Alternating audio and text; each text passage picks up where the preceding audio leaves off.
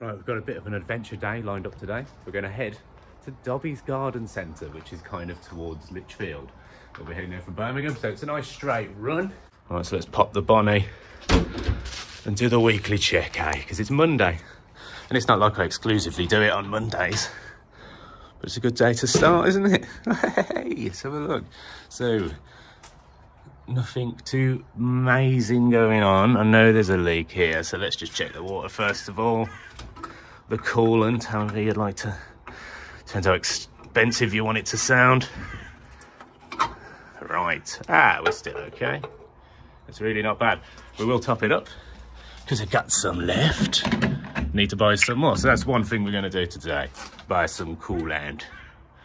Let's get that just to the lip. It's always the blue stuff, as far as I'm aware, guys. Don't go for the purple. I don't know why. Oil check. Dun dun dun dun dun dun dun dun. Okay.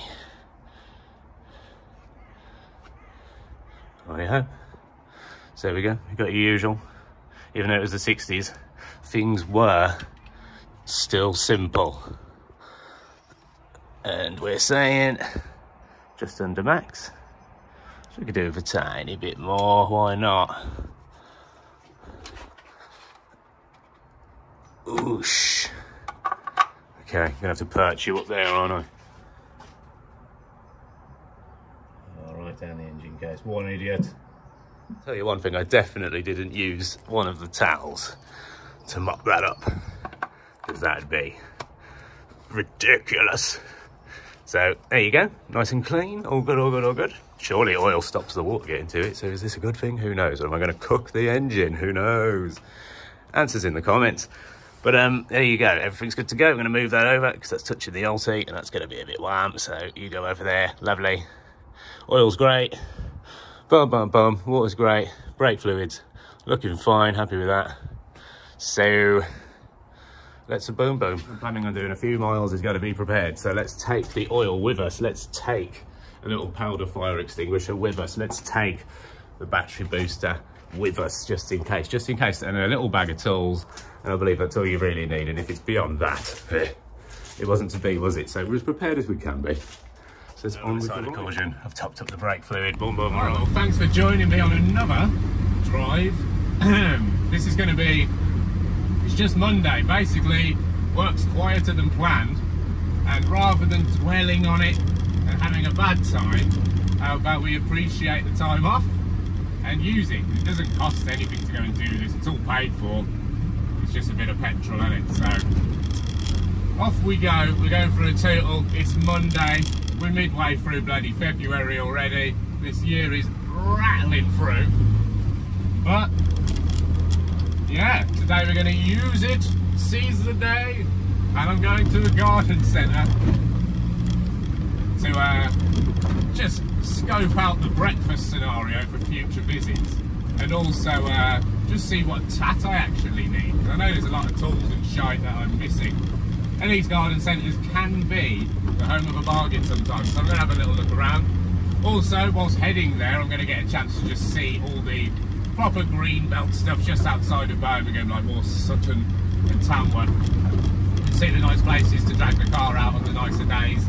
Because this side of Birmingham is nicer from my end. I don't have to touch the city centre to go from Erdington through Sutton to Tamworth, Lichfield, all of that. And yeah, you're not dealing with motorways, and like most of the roads are in good nick and they're all like 40s, 50s max. So it just keeps it pleasant. I'm not really in the mood yet to rag this on the motorway. As much as the motorways are basically a 30 around here anyway. But just not quite convinced, because I just don't know how she behaves heat-wise at the moment. It's never really, I haven't done a massive drive at high revs, high speeds or anything like that for a prolonged period, so I don't know how she deals with it. And I don't want to find out in the middle of winter. I'd rather find out on a nice warm day with cans in the back ready to deploy in case of an emergency, so we can all prepare for those times and we can have a nice day of it. I've had some terrible breakdown experiences in the past, none of them in my vehicles, all work vehicles, and one of them was actually on a motorbike test, which took the piss.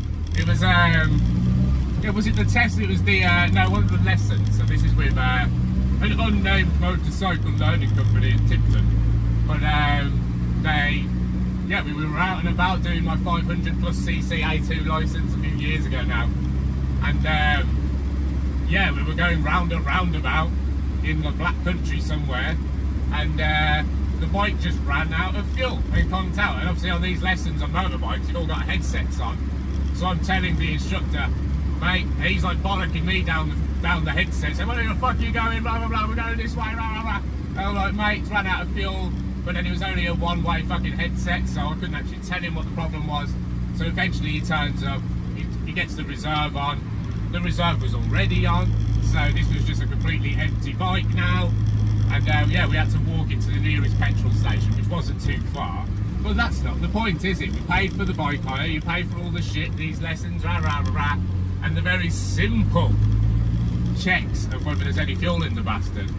Well, and there went my faith in the system. No one gives a shit though. Anyway, let's keep this nice. What was I complaining about before that? Can't remember, so hey, let's move on. We're actually heading towards Sutton Coldfield now, the royal town. Sutton Park, one of the largest, the second largest park in Europe, I think. And like, fucking, what, 56 on 250 odd acres, I believe. Maybe it's more. Royal, because Henry VIII hunted there, we believe, and he got that royal charter or whatever the fuck. So there you go. There's your history. Sutton been riding that royal title ever since. And don't let it trick you, this road, which is now completely new and, you know, pothole free for now. This was an absolute shit show for about 10 years, and Sutton Council would do nothing about it. But eventually they got there, but they've pulled some really weird things on the roads in Sutton. I don't know if any of you are local, if anyone cares. You can Google this one, how there was like a bicycle lane put in Sutton, which didn't seem to be agreed with anyone. So these contractors threw it down. It was literally like a bollarded cycle lane on the main ring road of the centre. And yeah, out of nowhere they were just ordered to pull it down because no one had actually ordered it, from what I believe. So that happened, which isn't the first time that's happened in the area. Tyburn Road, one of the major roads that come off Spaghetti Junction itself for the A38. Yeah, they had a bus lane put down with all the green and all the fancy. And yeah, it wasn't part of the plan, so they had to black it all out. But nevertheless, it still looked like a bus lane, and for years and years, until it faded enough that people trusted their instincts to use the lane, people treated it like a bus lane anyway, so it was good for the people in the know. But yeah, many cock-ups in the Midlands when it comes to the roads. I don't know if you noticed how bloody easily this car just climbed that hill in fourth. Now my van would probably have to be in third for that, and this was just chugging along in fourth like it was nothing, and fourth is top gear in this car. It's a powerhouse, it's really good, you just don't have to pay attention. I'm constantly feathering the accelerator because it's very easy to go over 30. 30 is almost tick over in fourth gear on a level playing field like I couldn't release. And it kind of just wants to do 30. So, yeah man, it's got to be really economical. That fuel gauge is still where it was the other day. I'm sure it moves. Okay, testing them brakes. Cheers dude.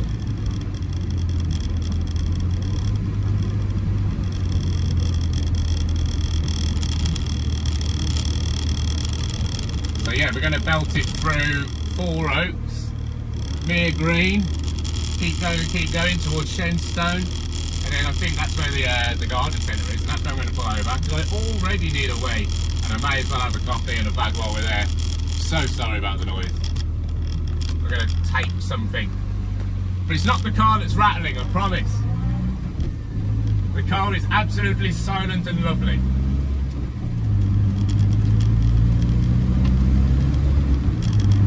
Yeah, I hope you'd agree that these are the roads, really, you know, could be a little bit quieter, but the width of it, the speed of it, you know, just like the visibility of it all, these are the roads for driving a classic, I believe, if you constrain to city centres and little towns like this. Obviously, the best case scenario, Then again, I don't know, on country roads, the best case scenario, I find them, they could be dangerous. There's a lot of people who can blast 80 on them now, easily, and they're electric, and they weigh 4 times what this car weighs. And I don't know if I want to be just chugging along at 45 on one of those roads now. So, you know, appreciate these roads for what they are. It's not all bad. As far as I'm aware, I mean, the motorways didn't exist when this car was invented, so these cars were always with the city roads in mind, or the towns, you know. Maybe the A roads were a bit of a stretch. They were pumping out, you know, you see some of the cars America were pumping out in the 50s, you know, the absolute road eaters. So it's not like it wasn't on the menu, but it just seems like a lot of cars were more suited to the smaller roads, the dotting around from your A to B's, not quite making it to C, but if you need to get to C, you'll probably get back to A. And that's all we ask, isn't it? But this is brilliant. This, I mean, as far as small cars go, the only ones I've owned before are Ford KAs, like the weird kind of millennium, well, the 90s shape, which I really enjoyed. I had 2, and they were brilliant. The electrics, bit of a prog.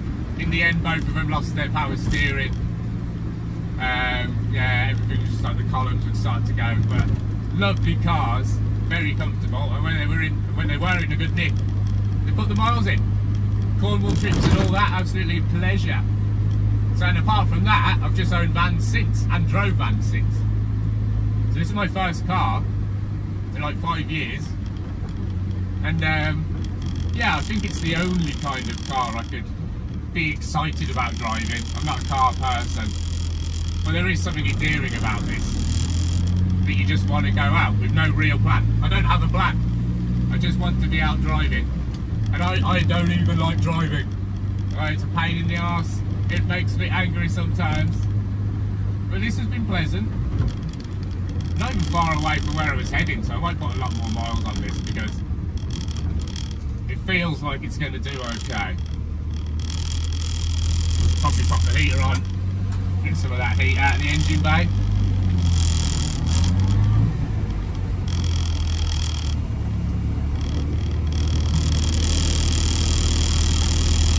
That's just you, baby.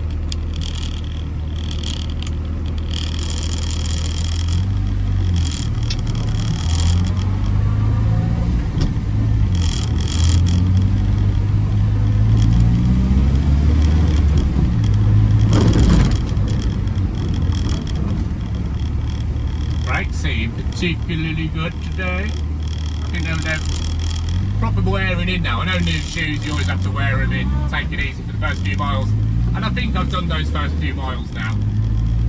And yeah, it's stopping, not quite on a sixpence, but it's stopping on a fucking landing strip at least, which isn't bad.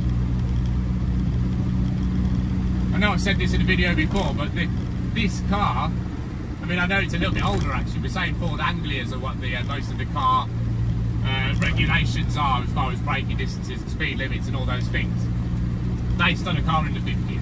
And this was slightly newer, not much more tech than the Ford Anglia though, so you know, we're dealing with the same. So yeah, your braking distances and stuff like that, things that have improved since, the road surface and the tyres, not a fat lot else, so they pretty much still apply. So is it? You're going to give it 2 when the weather's blue, give it 2 as far as your braking distance in seconds, and if the weather's poor, you give it 4. That's what's in my head all the time. Public service announcement. And those rules, stick to them, you can't go too far wrong. I'd probably give it 5 and 10 with this car because I know I put the brakes in it, and that's just a bit of context and awareness that you can apply to your own experience if you don't trust your skillmanship. Your foot. There's still enough room as a 6'3" person to bend your foot and sit here a bit, but there's not a nice plate behind the pedal to put your foot when you're not, because you don't want to dance on the clutch all the time in this car. So that's a shame, but that's me as a van driver. I'm very used to having a whole fucking boardwalk to put your foot on, which is a shame. Look, it's a 3rd gear, pretty much does the works.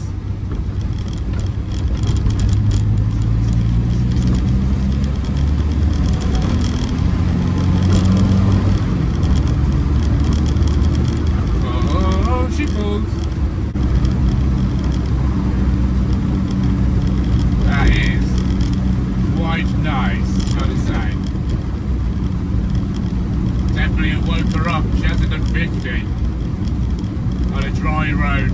Well, the only time it's done 50 was on the run back from Leicester, which I still think is insane how she got home.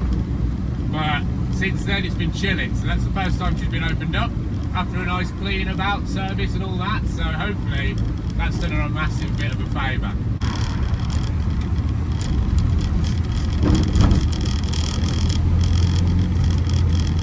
Dobby's smells like doo-doo.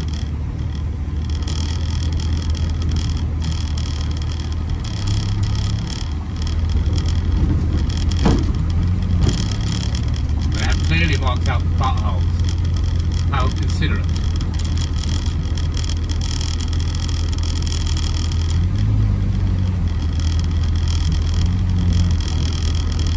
Oh, that's nice and close.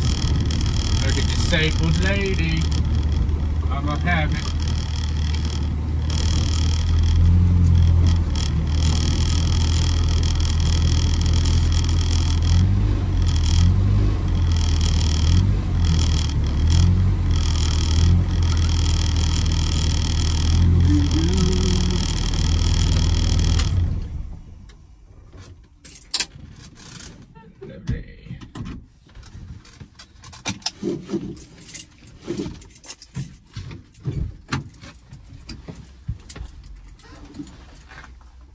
You're right.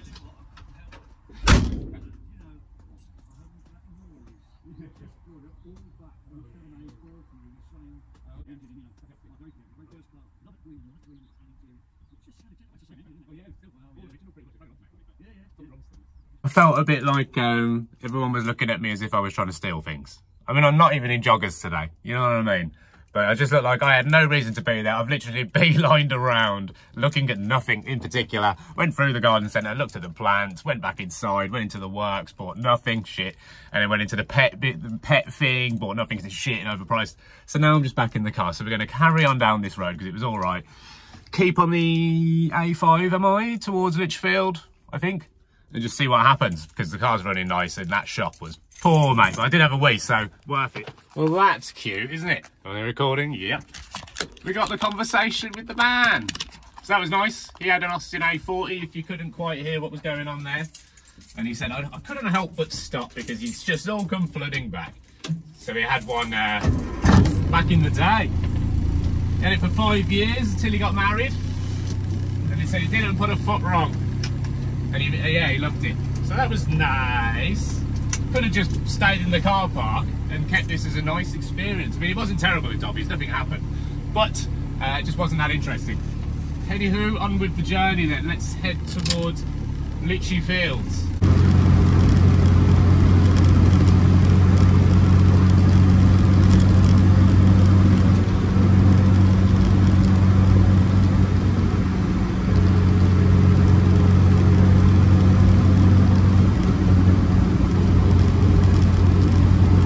Made it to lovely Lichfield. Let's just see what's going on. The weather's nice, it's looking good, the roading was lovely, the parking looks cheap, so I'm just gonna have a little wander around while I'm here. Back for 3:15. Is that me or not? Doesn't look like it. Not mine. She seems okay. Not too hot, not anything. Wicked. It's literally walked from it down this alleyway, Friars Alley, may I add. And there's, I guess, where the old friary was. There's some Romaniums just there. Lovely, see that? And yeah, you just scoot around the back of it all, straight into the high street. Job's a gooder. And then I can't really remember if there's much good to look at in Lichfield, but the cathedral's nice, so I'm gonna go and have a look at that. Maybe grab a coffee. See that Ollivander's has closed down. Shame. Even the wizarding world is crumbling.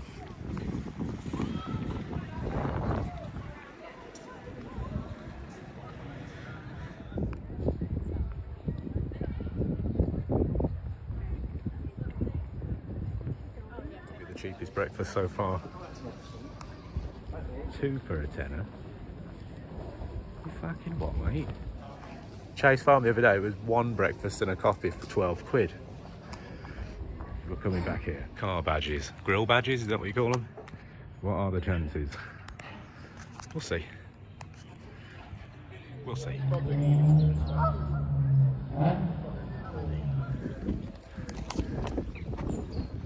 Coffee. Oh, so basic. Is it in here? Yeah. Is it? Fuck knows. So this toilet next to Lichfield Cathedral is twins with many other toilets around the world. But they're all a bit shit. Really. But I do wonder if these toilets have a picture of Lichfield Cathedral in them. And what do all the people taking shits there feel a little bit guilty? The prices are pretty high, darling. Bloody good, isn't it? It's definitely one of the best. Not the biggest, but one of the best.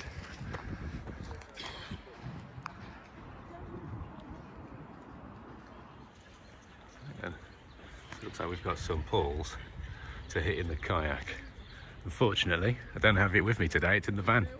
But some pools, you say? That's supposed to be just a driving video.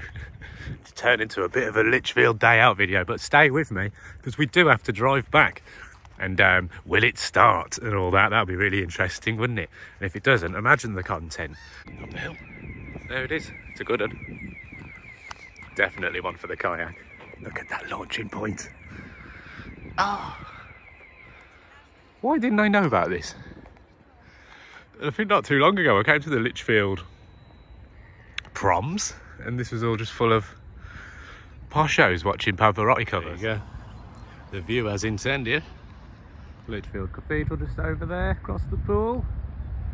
Sun beaming through. Alright, on with the walk, but actually, there's another church. Just here, looks a bit more Norman to me. We'll find out what year it is. Can't be that old really, I don't think.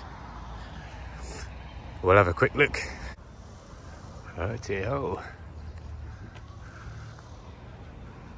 He's a great missionary bishop of Mercia, St Chad. St Chad's also in Birmingham, just by the Queen's Way. Well, since the death of St Chad, the well has been a popular place of pilgrimage. In the 19th century, the earlier well was beyond repair and was replaced by a stone structure with an arch. This one. So it's nothing like the one that's currently there. This was replaced in 1949 by the current wooden structure. So, you know, as usual, downgrading as we go. So I doubt it's much of a pilgrimage site anymore. It looks like something you'd find in the back of an Edgbaston garden. And there you go. And I don't know if you've noticed, but it's snowdrop season, which means bluebell season. Not too far, which means spring and summer and all that good shit. It's just round the corner. 1834. I think that's the oldest we're going to catch here. 1839. Finally heading back to the car. So off we go. We're leaving Lichfield. Not sure which way we're going to do it. Maybe the A38. It'll bring us back to Sutton. Hopefully it's scenic enough and nice enough and slow enough that we don't put Joan under too much stress. But the way in was bloody fantastic, to be honest.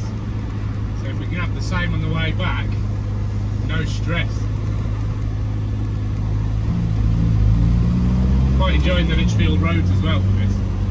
Off these old ladies, no better.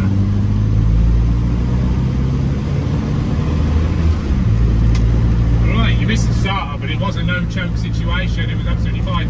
I've been gone for 2 hours. Should have been sat in the sun. But yeah, it started right up, so I believe that's good news.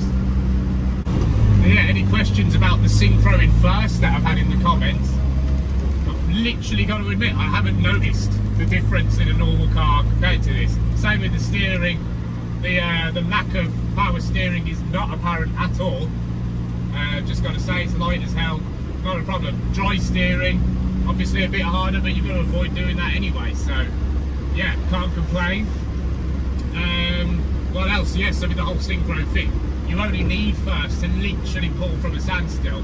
And generally, you're not in a standstill because you're always crawling up to stops, giving yourself time like that because of like the extra precautions you should be taking due to the old school braking system. So, I mean, let's test the theory. We're doing a right. I think I'm doing a right. So not quite, but you know what I mean. Like, I only need first now, and going from second to first is smooth as it gets, and that's it. I mean, there was a comment yesterday saying try not to chill on the clutch too much when at standstill, and that's fine too. it doesn't require that.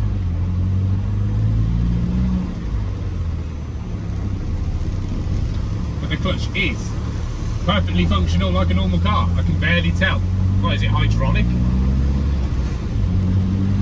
I suppose I'm used to cable clutches. I don't know, but I can't tell, and that's the point. It's just usable. And I do believe that everyone, like this was also said in the comments, but everyone should drive one of these before getting in a normal car. Because this teaches you patience, braking distances, actual mechanics, everything you need to know on a basic level. And I think it sets you up at an advanced level by the time you're done. Much like I always said, like have a motorbike for 2 years before you're even allowed to take a driving test, because that gives you respect for the roads that nothing else is going to provide. So this is a 60 road coming up. I don't think I'm going to push it that far. It's an average speed anyway, so everyone's pretty chilling. So we may as well pick a spot behind maybe these guys. There's no point. What should we look? Sit here. And I was saying yesterday actually, as far as aerodynamics, yeah, all lack of, but this is the only car where you can pretty much light a fag and the window being wide open doesn't mean a thing. There's no wind that comes through this window. It's all the way down. If we can open that, maybe there's some noise. Can you hear anything? I can't. We'll see if there's any difference. It's just fairly noisy.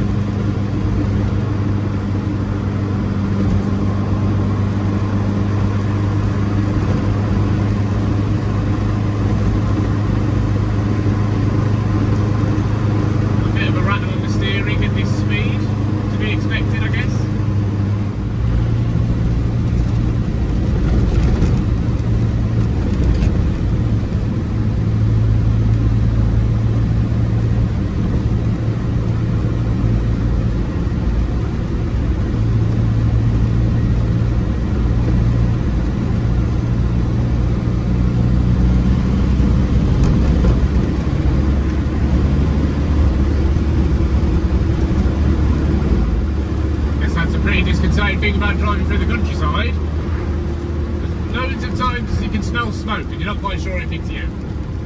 I am carrying a fire extinguisher. Looking at, you know, I follow a fair few YouTubers doing the Morris Minor thing, and yeah, who was it? Passenger Seat Podcast had a little fire in her air filter the other week. Hope you got it sorted. But yeah, that's something to bear in mind, isn't it? Now, yes, I do carry a fire extinguisher now. Thank you for the lesson. But I will also be changing the air filter because it is the original. I think this is the one you can rinse out. But yeah, I'll see if I can get something a bit newer, fancy and nice. Because I don't know, a few videos ago, we can still tell that my servo was slightly underperforming. And if that's down to the engine vacuum, then a new filter will help that along anyway, as far as I understand. So yeah. How exciting! I hope you've enjoyed this. We've hit Boldmere. There's Weatherspoons there, the Bishop Easy, so we're going to hit that, have a pint, do a bit of editing maybe. Yeah, just chill out. I need a wee as well. So, going to do that and then head home, park this up, do some editing, and I need to buy some food actually, so a bit more adventures to be had. But I hope you're having a lovely day. You can see it's a perfectly usable car. Of course it is. People used to eat in the 60s too. But there's a week's worth of shopping for two people. And the boot does have enough room. But the boot currently, this key doesn't work with the boot. I haven't got the boot key with me. So this is sweet, isn't it? That's it. And we got some nice Valentine's flowers. Right, okay, I am done now. Just wanted to let you know that, yeah, shopping is definitely an option in the Morris. See you next time. This has been Classics Campers and K9s. Ta-ta.